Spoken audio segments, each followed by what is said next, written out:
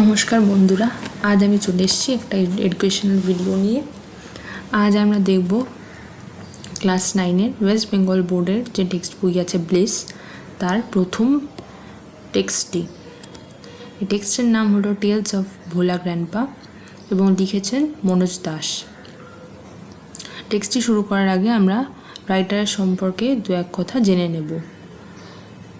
দেখো, মনোজ দাস যিনি জন্মেছিলেন 1934-এ, তিনি এই টেক্সটটি লিখেছেন এবং তার সম্পর্কে এখানে লেখা আছে, Manoj Das is an Indian award-winning bilingual writer who writes in Odia and English.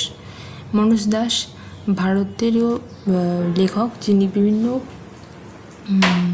পুরস্কার পেয়েছেন এবং ইনি একজন বাইলিঙ্গুয়াল রাইটার, অর্থাৎ দুটি ভাষায় লিখেছেন মূলত, এবং সেই ভাষাগুলি হলো ওড়িয়া এবং ইংলিশ বা ইংরেজি। He has written many novels, short stories, poems, travelogues and articles on history and culture. ইনি প্রচুর উপন্যাস, ছোট গল্প, কবিতা, ভ্রমণ সাহিত্য লিখেছেন। এছাড়া আর্টিকেলস লিখেছেন, মূলত ইতিহাস এবং সংস্কৃতি বিষয়ক। This text is an edited version of Dash's short story which narrates Bhola Grandpa's hilarious adventures seen through the eyes of a young man who had known him closely. যে পাঠ্যাংশটি আমাদের রয়েছে সেটা একটা এডিটেড ভার্সন, অর্থাৎ একটি ছোট করে নেওয়া অংশ, যা দাশের শর্ট স্টোরি অর্থাৎ মনোজ দাসের ছোট গল্প থেকেই নেওয়া হয়েছে এবং এই ছোট গল্প মূলত ভোলা গ্র্যান্ডপা সম্পর্কেই বলে। এই ভোলা গ্র্যান্ডপার যে হিলারিয়াস মজাদার যে অ্যাডভেঞ্চার, সেই সম্পর্কেই লেখা এবং সেই লেখাটি একজন অল্প বয়সী যুবকের পার্সপেক্টিভ থেকে বা পয়েন্ট অফ ভিউ থেকে লেখা, অর্থাৎ তিনি যেভাবে দেখেছেন ভোলা গ্র্যান্ডপাকে সেই সম্পর্কে সেইভাবে লেখা।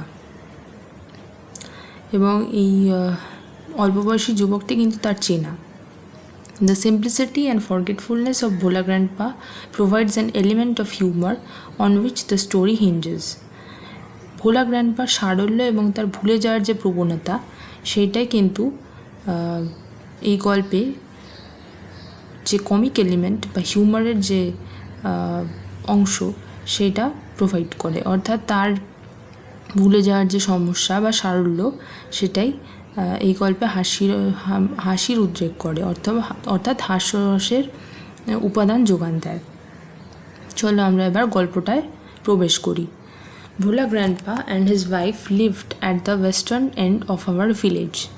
ভোলা গ্র্যান্ডপা এবং তার স্ত্রী কোথায় থাকতেন না, ন্যারেটারের অর্থাৎ কথকের গ্রামের একেবারে পশ্চিম প্রান্তে। A large bakul tree overshadowed their heart. এবার এখানে যে গাছের কথা বলা হচ্ছে তা হচ্ছে একটা বড় বকল ট্রি, যেটা কিনা এদের কুটির অর্থাৎ ভোলা গ্র্যান্ডপা এবং তার স্ত্রীর কুটিরকে ছায়া দিয়ে ঘিরে রাখতো বা ছায়াচ্ছন্ন করে রাখতো। In the bakul tree lived a small troop of monkeys. এই বকল ট্রিতে কিন্তু কিছু বাদর থাকতো এবং এটার কারণে Bhola grandpa and his wife did not mind it. Bhola grandpa বা তার স্ত্রীর কিন্তু এই নিয়ে কোনো মাথা ব্যথা ছিল না, তারা বেশ ভালোই ছিলেন। One moonlit night we were returning from a festival.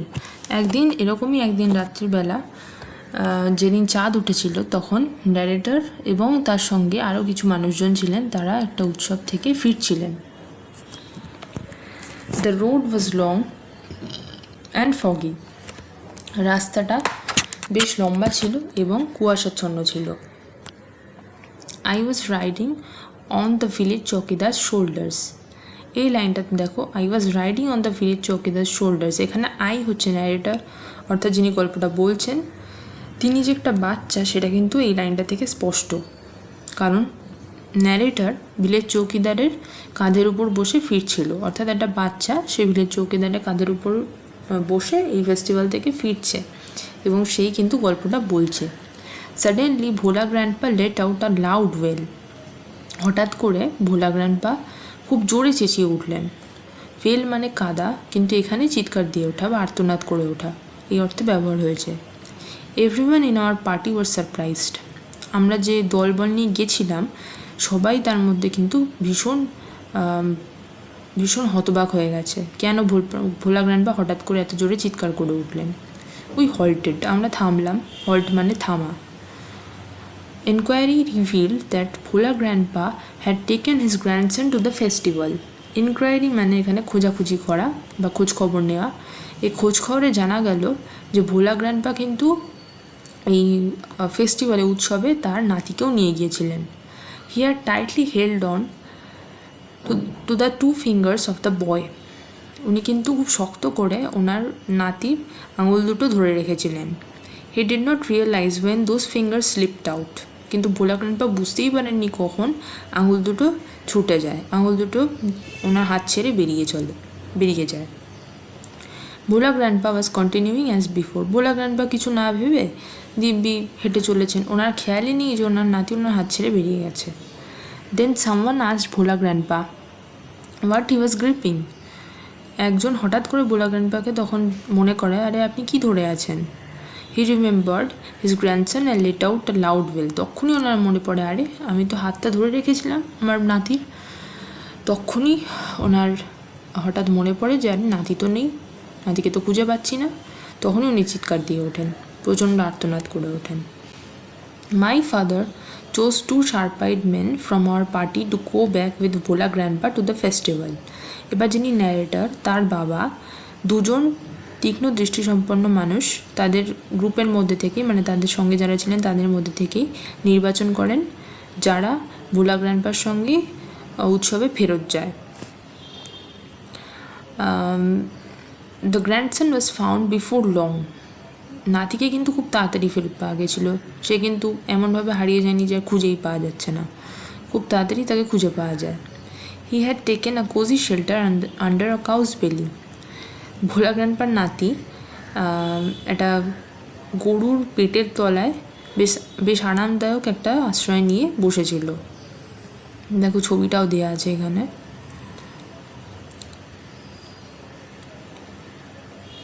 আচ্ছা, তারপরে দেখো প্রথম ইনসিডেন্টটা এরকম যে ভোলা গ্র্যান্ডপা তার নাতিকে যে নিয়ে গেছেন ফেস্টিভ্যালে সেটাই ভুলে গেছেন। উনি নাতির হাত ছেড়ে দিব্যি হেঁটে চলে যাচ্ছেন, ওনার নাতি কখন ওনার হাত ছেড়ে দিয়ে গিয়ে গরুর পেটের তলায় গিয়ে আশ্রয় নিয়েছে ওনার খেয়ালই নেই, এতটাই ভুলো মনের মানুষ। তারপরে দেখো ন্যারেটর বলছেন, I remember another funny incident about Bhola grandpa related by my father. Narrator বলছেন, আমি আরেকটা মজার ঘটনার কথাও মনে করতে পারছি ভোলা গ্র্যান্ডপার ব্যাপারে। রিলেটেড বাই মাই ফাদার, এখানে রিলেটেড মানে ন্যারেটেড হবে, ন্যারেটেড বাই মাই ফাদার, অর্থাৎ ভোলা গ্র্যান্ডপার ব্যাপারে আরেকটা মজার ঘটনা কথকের বাবাও তাকে বলেছিলেন, যেটা উনি মনে করতে পারছেন। It had been a rainy afternoon. দিনটা ছিল একটা বৃষ্টিমুখর দুপুরবেলা। Bhola Grandpa, wild with excitement, told my father and his friends that he had seen a gang of pirates. তো কী ঘটনা হয় না, ভোলা গ্র্যান্ডপা প্রচণ্ড উত্তেজিত হয়ে ন্যারেটরের অর্থাৎ কথকের বাবা এবং তার বন্ধুদের এসে বলেন যে উনি নাকি একদল জলদস্যু দেখতে পেয়েছেন। পাইরেটস মানে হচ্ছে জলদস্যু, আর এটা দেখবে আ গ্যাং অফ পাইরেটস। পাইরেটসের সঙ্গে ইউজ হয়েছে আ গ্যাং অফ, যেমন বাঞ্চের সঙ্গে, যেমন কিয়ের সাথে ইউজ হয় বাঞ্চ অফ কিজ, সেরকম এখানে পাইরেটসের সঙ্গে ইউজ হয়েছে a gang of pirates. They were burying a large box under one of the sand dunes on the sea shore by our village. তো এই গ্যাং অফ পাইরেটস কী করছিল না, ওরা একটা বড় বাক্স, লার্জ বক্স নিয়ে এসছে এবং সেটাকে স্যান্ড ডিউনস কী জিনিস না, ডিউন মানে হচ্ছে বালির ঢিপি। যে বালির ঢিপি কীভাবে তৈরি হয়েছে না, বাতাসে বয়ে আনা বালি দিয়ে তৈরি হয়েছে। এখানে যদি ওয়ার্ডনেসটা দেখো এখানে দেখতে পাবে স্যান্ড ডিউনের মিনিং দেওয়া আছে small hills of sand formed by the wind, অর্থাৎ বালির ছোটো ছোটো পাহাড়ের মতো, পাহাড় তো এখানে বলা যায় না, এখানে ঢিবি বলা যায়, যেটা বাতাসে বয়ে আসা বালি দিয়ে তৈরি হয়েছে। তো সেই স্যান্ড ডিউনের নিচে যে under one of the sand dunes, অনেকগুলো স্যান্ড ডিউন্স ছিল, তার মধ্যে একটার নিচে উনি ভোলা গ্র্যান্ডপা দেখেছেন যে এই গ্যাং অফ পাইরেটস তাদের একটা বিশাল বড় বাক্স নিয়ে এসে এখানে পুঁতে রাখছে। আর স্যান্ড ডিউন্সগুলো কোথায়? On the sea shore by our village, অর্থাৎ কথকের যে গ্রাম তার সেখানে কিছু কী বলবো, সেখানে সমুদ্র তীরবর্তী অঞ্চলে স্যান্ড ডিউনের তলায় ওই বাক্স পুঁতে রাখতে দেখেন ভোলা grandpa. At once, father and his friends started looking for the hidden treasure. এবার এই কথা শুনে ন্যারেটারের বাবা আর তার বন্ধু বান্ধব তারা ওই হিডেন ট্রেজার অর্থাৎ গুপ্তধন খুঁজে পাওয়ার জন্য চেষ্টা করতে থাকেন বা খোঁজাখুঁজি করতে থাকেন। কারণ পাইরেটসদের কাছে, যে গ্যাং অফ পাইরেটস, তাদের কাছে কি থাকবে? তাদের কাছে তো লুট করা ট্রেজার থাকবে, তাই না? তারা বিভিন্ন জায়গা থেকে ডাকাতি করে বা লুট করে যে যা কিছু মূল্যবান জিনিসপত্র পাবে সেইগুলোকে তো তারাই পুঁতে রাখতে চাইবে ট্রেজার হিসেবে, গুপ্তধন হিসেবে। Evening passed on to night, এভাবে সন্ধ্যা গড়িয়ে রাত হয়ে গেছে। ঠিক আছে, খোঁজাখুঁজি শুরু হয়েছে, সন্ধ্যা গড়িয়ে রাত হয়ে গেছে। Moonlight came in through the clouds, এবার চাঁদের আলো আকাশে মেঘের মাঝখান দিয়ে উঁকি দিতে শুরু করেছে। A pack of jackals were howling. এখানে আরেকবার লক্ষ্য করবে, জ্যাকালস মানে হচ্ছে শিয়াল। এই জ্যাকালসের সঙ্গে ইউজ হয়েছে প্যাক অফ, যেমন এখানে ইউজ হয়েছে গ্যাং অফ পাইরেটস, জলদস্যুর সঙ্গে গ্যাং অফ, সেরকম জ্যাকালসের সঙ্গে প্যাক অফ। এই জিনিসগুলো খেয়াল করবে। সেখানে কি হচ্ছিল না এরকম কিছু শিয়াল ডাকাডাকি করছে। হাউলিং মানে ডাকছে, এখানে শিয়ালের ডাক। ইট ওয়াজ পাস্ট মিড নাইট, দেখো প্রথমে সন্ধ্যা গড়িয়ে রাত হলো, এবার রাত গড়িয়ে কিন্তু মধ্যরাত্রি চলে এসছে, মধ্যরাত্রিও পেরিয়ে যাচ্ছে। এই সময় at this point of time Bhola grandpa confess that there was no real treasure, it was all a dream which he had during his mid day nap.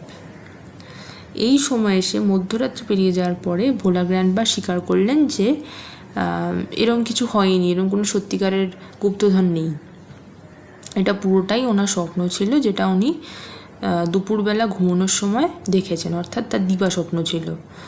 Mid day nap নেওয়ার সময় বা দুপুরবেলায় যখন উনি ঘুমোচ্ছিলেন সেই দিবানিদ্রায় উনি এই স্বপ্ন দেখেছেন, যেটা উনি এসে বলেছেন, এবং উনি ভুলেই গেছেন যে এটা স্বপ্ন ছিল, এটা সত্যিকার ঘটনাই নয়। আচ্ছা, তারপরে দেখো আরেকটা ইনসিডেন্ট আছে। Once Bhola grandpa had a great adventure in the Sundarbans. একবার ভোলা গ্র্যান্ডপার একটা দারুণ বেশ রোমাঞ্চকর একটা অভিজ্ঞতা হয় সুন্দরবনে। In those days royal Bengal tigers freely roamed the dense jungles of the Sundarbans. এবার ভোলা গ্র্যান্ডপার সময়, তার সময়কালে রয়্যাল বেঙ্গল টাইগার খুব মুক্তভাবে এখানে চলাফেরা করতে পারতো। কোথায় না? সুন্দরবনের গভীর জঙ্গলের মধ্যে দিয়ে। People took care to move about only in groups, particularly after sundown. এই সময় যেহেতু রয়্যাল বেঙ্গল বাঘগুলো এত মুক্তভাবে ঘোরাফেরা করতে পারতো সুন্দরবনে, সেই জন্য মানুষও প্রচণ্ড ভয়ে থাকতো। তারা কী করতো না, যখনই তাদের দরকার হতো সেখানে জঙ্গলে যাওয়ার, তারা গ্রুপে যেত, একসাথে দলবদ্ধভাবে যেত, কখনোই একা যাওয়ার সাহস দেখাতো না। পার্টিকুলারলি আফটার সানডাউন, অর্থাৎ সানসেট, সানডাউন মানে সানসেট, অর্থাৎ সূর্য ডোবার পরে সবসময় তারা গ্রুপে বা দলবদ্ধভাবে দল তৈরি করে সেখানে ঘোরাঘুরি করতো। One evening Bhola grandpa was returning from the weekly market. তো একদিন সন্ধ্যাবেলা ভোলা গ্র্যান্ডপা উইকলি মার্কেট, অর্থাৎ উইকে একদিন, অর্থাৎ সপ্তাহে একদিন বসে এরকম বাজার, অর্থাৎ হাটকে বলছে উইকলি মার্কেট। তো ভোলা গ্র্যান্ডপা একদিন এরকম সন্ধ্যেবেলায় হাট থেকে ফিরছিলেন। Suddenly at a distance of about 5 yards behind him he heard the growl of a royal Bengal tiger.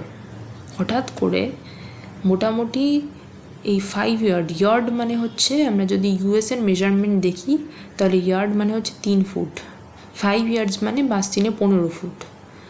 অর্থাৎ একদিন সন্ধ্যাবেলা হঠাৎ করেই ভোলা গ্র্যান্ডপা তার পেছনে মোটামুটি 15 ফুটের দূরত্বে রয়্যাল বেঙ্গল টাইগারের গর্জন শুনতে পান। এখানে গ্রাউল মানে গর্জন হবে, গর্জন রয়্যাল বেঙ্গল টাইগারের। Bhola grandpa turned and found the bright gaze of the tiger on his face. Bhola grandpa পেছন ফিরেছেন আর দেখতে পেয়েছেন যে এই রয়্যাল বেঙ্গল টাইগার তীক্ষ্ণ দৃষ্টিতে তার দিকে তাকিয়েছে, তার মুখের দিকে তাকিয়ে আছে। গেজ মানে তাকিয়ে থাকা। Bhola grandpa instantly climbed up a nearby banyan tree. যেই না তিনি দেখেছেন এই বাঘটাকে, অমনি ভোলা গ্র্যান্ডপা সঙ্গে সঙ্গে কাছেই একটা বট গাছ ছিল, সেখানে তরতর করে উঠে গেছেন। The tiger road and circle the tree about 100 Times. এবার বাঘটা গর্জন তো করছেই, সঙ্গে এই গাছটাকেও অর্থাৎ এই বট গাছটাকেও মোটামুটি 100 বার প্রদক্ষিণ করে ফেলেছে। ভোলা গ্র্যান্ডপা কখন নেমে আসবে এই আশায়।